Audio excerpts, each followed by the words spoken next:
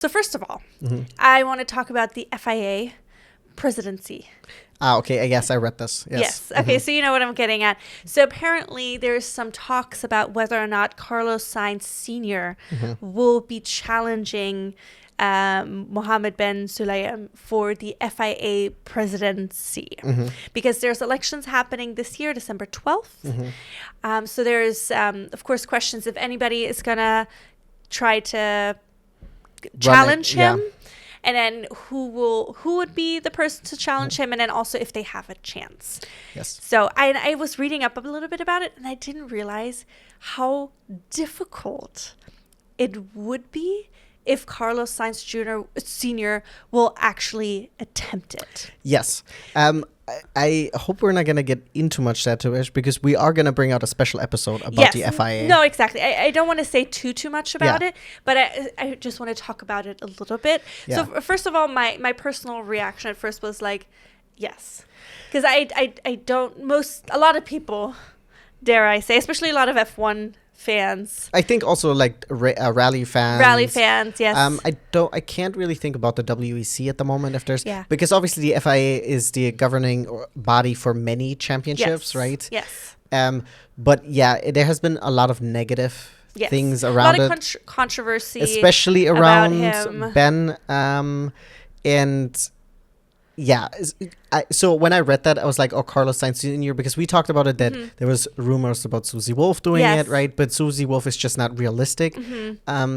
With Carlos Sainz Sr., with his son obviously being in F1, I don't think there would be really a conflict of interest, because he's just a driver, right? Yes. If he would be a principal owner or like team principal, it would be different. Yeah, and I mean, he did say if he would take that step, he would step away from Carlos, like any interference or any relationship he has in Carlos in that aspect.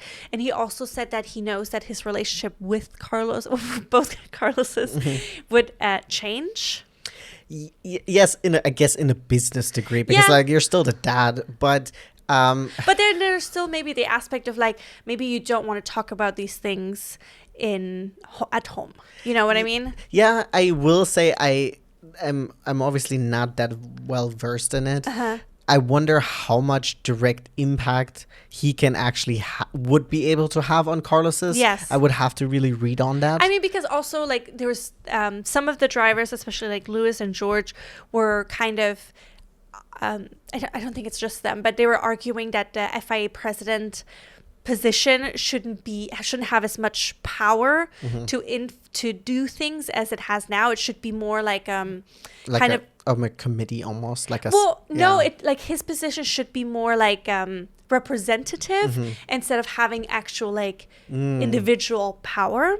But then also, without getting into too much detail, because we will be bringing out a more in-depth video about the FIA, it's insane how much support one would need to just be able to challenge the current FIA president. Like the amount of support is absolutely wild. Yeah, I think it's definitely sus. I think it's also leaning into, I mean, dictatorship is I know exactly what you're saying, but you know, because there's just so much support that you need. So many already people have to say ahead of time 100% out loud they're going to support you, so you'll be able to. And then also the voting system is so intense, and then it's kind of crazy. So it's not sure, of course, yet if Carlos, it's just another rumor that's but out he there. is saying that he's looking into it. He's had thought about it before, but now that he's also been getting some support, he's looking into it more to see, because you don't want to put your hat in the ring until you officially, of course not. But then also what comes with that, what I wanted to point out, because according to this article that I was reading, well, I read a couple articles, but one of the articles was pointing out that there's 2 other people that are potentially considering running. They haven't officially said who, so we don't know who. But the issue with that is, if there's too many people wanting to challenge, that takes away the votes that they need to able to just even put themselves up for election, you know, so it can really only be one other person running. And it's also like, even let's say there would be like 3 people for whatever reason, like you don't want to divert the votes essentially that are taken away from Ben to then split it to 2 people so that he would still have all of his people essentially voting for him. It's this whole thing. I will also say there's also this extra layer of this that maybe we as a public are also a little bit disillusioned by the idea of Ben being replaced, because we all dislike him, but we don't really know how he is within the FIA. Well, yeah, and it's also, there's like the local clubs that you have to have support. Then there's different layers of people that you need support from. And also I wanted to point out, so no FIA president has been defeated in an election since Max Mosley beat Jean-Marie Balestre in 1993. Because the last president, Jean Todt, he stepped back. After his 3rd term. Jean Todt. Because he was like, you know what? I have my woman who's out here winning Oscars, and let me get married to her. I'm talking about Michelle Yeoh, your queen. She is the queen. Okay, what else you got? Okay, perfect. Yeah, so that was one of the things I wanted to talk about. The other thing, which of course big in the news, is Alpine. Oh, God, yes. This place makes me mad. Of course, we know, I'm sure if you guys are F1 fans, you've heard the news about Alpine this week. Not only did their team principal, Oliver Oakes, resign. Did you hear about his brother? Wait, that's exactly what I'm getting into. And of course, we also know that Franco Colapinto is now going to replace Jacques Doohan, unfortunately sooner than I had hoped for. But that's also going to happen. That was announced a day after he resigned. Yes, this is exactly what we were talking about also last weekend. We were like, the team principal said that he has no plans on replacing Jack, but it's like, okay, so you have the one person who is probably in Jack's corner replaced, and so it's taken out. So he immediately then, like, everything that he stands for is like null and void. Yes. So I mean, Alpine has been super messy. You had pointed out when we were talking about... I think since 2020, 7 team principals have been in charge of Alpine. And it's crazy. And before you get into, I think, what you're going to talk about, is also there's talks because Flavio Briatore is part of... he's just a consultant because he's the executive advisor. Exactly, because he's not allowed to be part of the F1 because of the whole like scandal with Alonso back in the day. And the Crashgate, I think. But that he essentially, because they shut down, I think, a factory and they're letting people go, that he's essentially just making the team profitable so that it can be sold. And then that's it. I will say, I don't like this Flavio dude. He's bad news, first of all. I've never liked him, even back in the day. Now it says on the F1 website, now Flavio Briatore is going to be covering the duties previously performed by Oliver Oakes. So he's essentially... back as a team, which is like, this also shows that the FIA is okay with this corrupt motherfucker. Oh my God, this place, it just pisses me off. Crazy. Okay, so let's get into... So of course, Oliver Oakes had retired, stepped back, put in his resignation. It was accepted by Alpine. And then the next day, news breaks that his brother was arrested. Was he arrested at a track? No.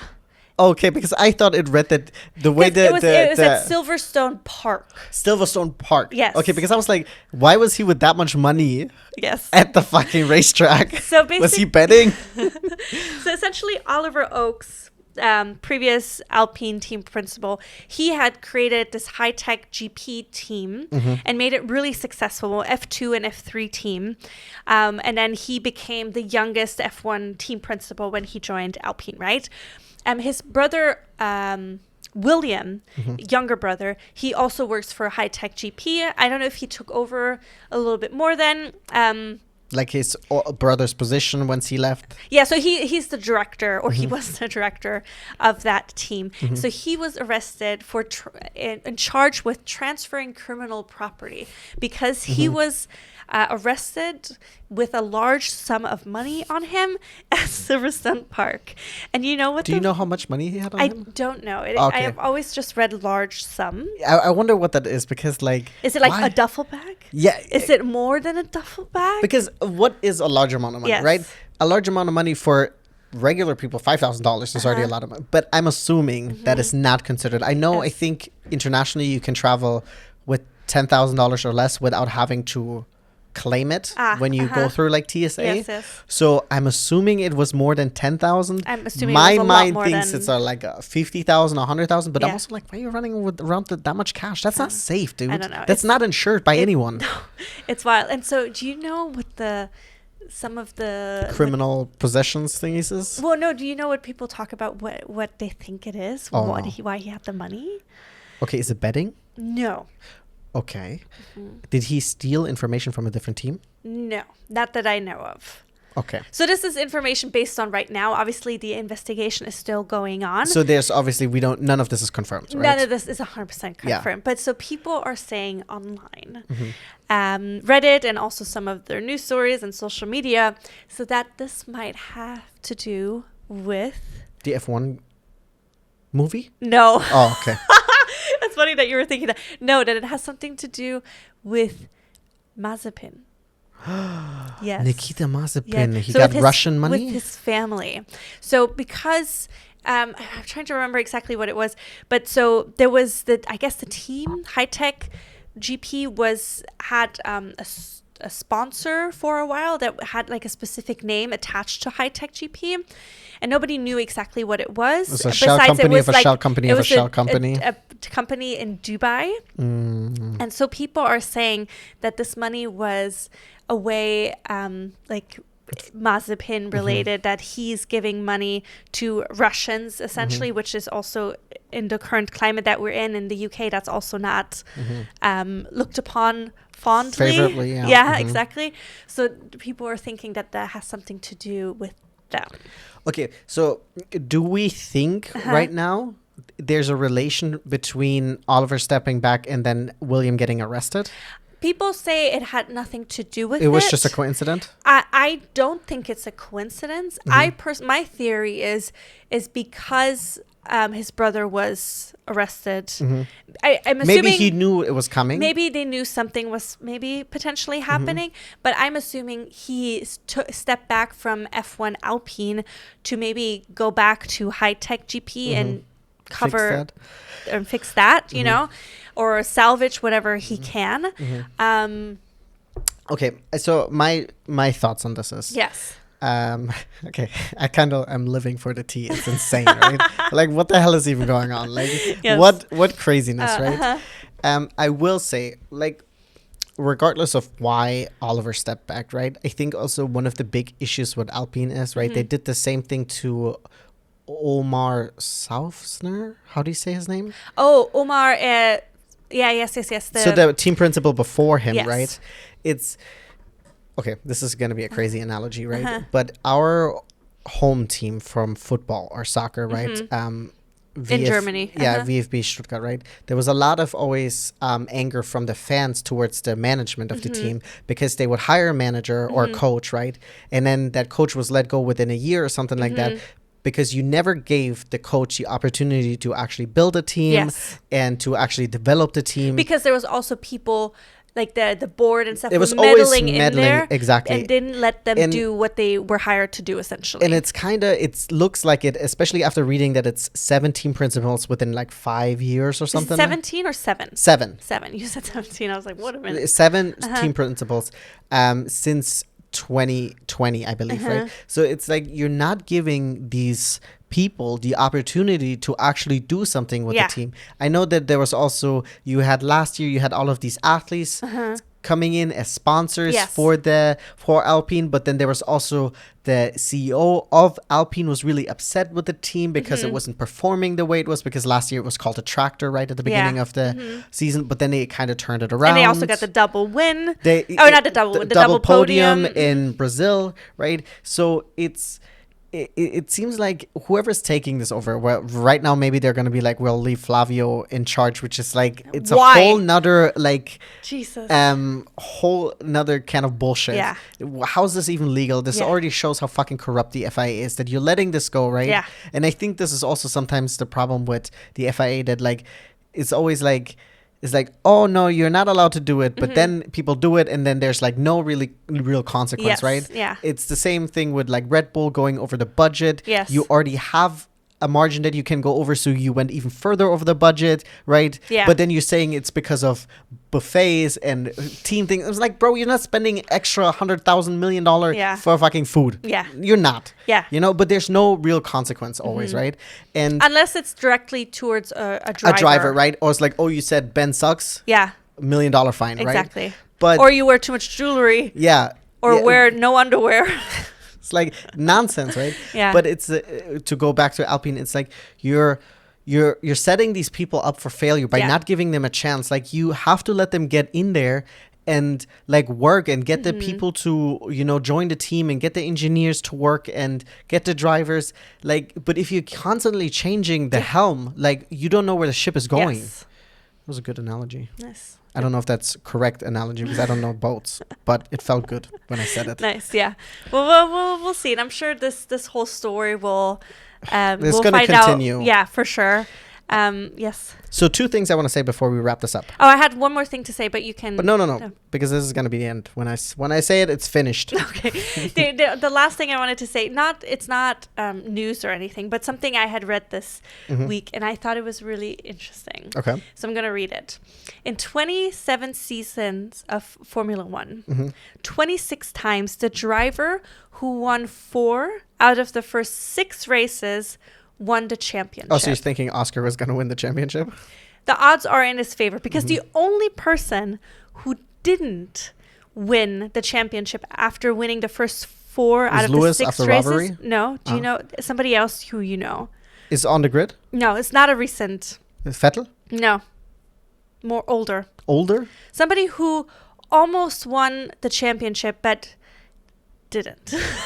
That's great. And I'm trying to give you a hint. Is it Alonso? No, it's much older than that. Oh, wait, this person's not on the grid anymore. No. I thought you had the right thought just now. I feel like you had the right thought just now. But it's not DC. No. Is it Häkkinen? No. Am I in the right era? No. Is it older than that? Yes. Who did we learn about this year who almost won the championship? I feel like I'm green screening, blue screening. I'm also not being really helpful. Yeah, no, you're not giving me an era. You're just giving me looks that I'm like, I don't know what that means. I think you just thought about it. I thought about DC, which I don't think he ever got close to it because he was in a team with Mika. Okay, who did we learn about? Nigel Mansell. Then Alan Prost. No. I'm in the right era. You're closer. But it's not Senna. No. Okay, so there's Senna, there's Alan, there's Nigel. Is it Nikki? Yes. Okay, Nikki and Senna are not in the same era, girl. This is 20 years in between. No, of course, but I mean, it's closer than you were with Lewis. Girl, this was terrible. But so he was the only one who had... Because of the accident. Because of the accident. And then also, of course, because he had didn't finish the Japanese Grand Prix, which if he would have finished and made some points, he would have won. Yeah. But I get it. You almost lost your life and then you're trying to do this. Yeah, no. I get it. But so, yeah, so... we will see if this is a prediction for the end of the season. I wouldn't count on it because I mean it's such a long season and there's still so much. We still have like 18 races to go. Yeah, it's so much. But I thought it was a really interesting stat. But okay, so what was the last 2 things you wanted to say? Oh God, I feel like I forgot one of them already. So I'm going to talk about one for sure. So very important for all the listeners who are interested in hanging out with us a little bit more. Yes. Coming up in June, we have the 24-hour race of Le Mans. Just like last year, we will be doing a live hangout. So you can come and hang out. I 100% believe that this year won't be as terrible. It was a great race last year, but we had 8 hours of safety car procedure. I don't think this will happen this year. There's no way. Yeah. We're going to do 6 hours max. Yeah, we will cut it off. We'll cut it off. But yeah, so we will be doing a live stream. I think it is happening June 14th to the 15th, starting at 7 a.m. Pacific Standard Time, which is 3 o'clock in France. Yes. Is it? I think so. No, it would be 6 a.m. then for us. Is it? I think it was 6 a.m. last year. Okay, mind your business. Okay, 7 a.m. I think our time it will start. So we will be doing a live stream on YouTube. This time around, we're going to try to make it work so we can save it. So in case you wanted to hang out with us later on and watch it, we'll figure it out some point. And then there was another thing I wanted to talk about, but I forgot. Oh, May 26th, we will have a special episode, which is Memorial Day. Yes. We will have a special episode actually all about the FIA and about the election of the FIA president and how all that works. Have that coming out that week, so keep an eye out. Yeah, for we'll have a special that. edition then, and our race recaps will just be delayed by a day or two. But we have a special, very special episode. I'm excited for it. You're preparing it. I'm preparing it for it. Yes, that's why I kind of cut you off this time, because I didn't want you to bring up too much of it. Yes, but I just wanted to emphasize like how tricky it would be for anybody. Because I was not going to bring that up. Yeah. Shush. But okay, so fine.